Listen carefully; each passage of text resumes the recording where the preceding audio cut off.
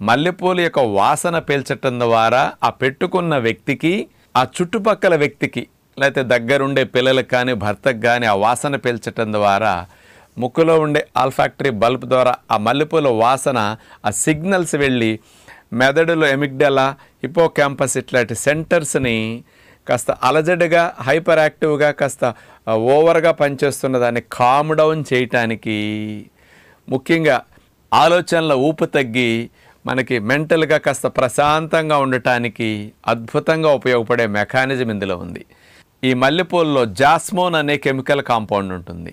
ఇదేం చేస్తుందో తెలుసండి, డోపమిన్ అనే హ్యాపీ హార్మోన్ని, సెరటోనిన్ అనే హ్యాపీ హార్మోన్ ప్రొడక్షన్ని వాసన పీల్చినప్పుడు ఇంటర్నల్గా పెంచుతుందంట. మెదడు నుంచి ఆ రెండు హ్యాపీ హార్మోన్స్ బాగా రిలీజ్ అయ్యి కాస్త మానసికంగా ప్రశాంతంగా ఉండటానికి ఇది అద్భుతంగా ఉపయోగపడుతుంది. మరి చాలామందికి మెనోపాజ్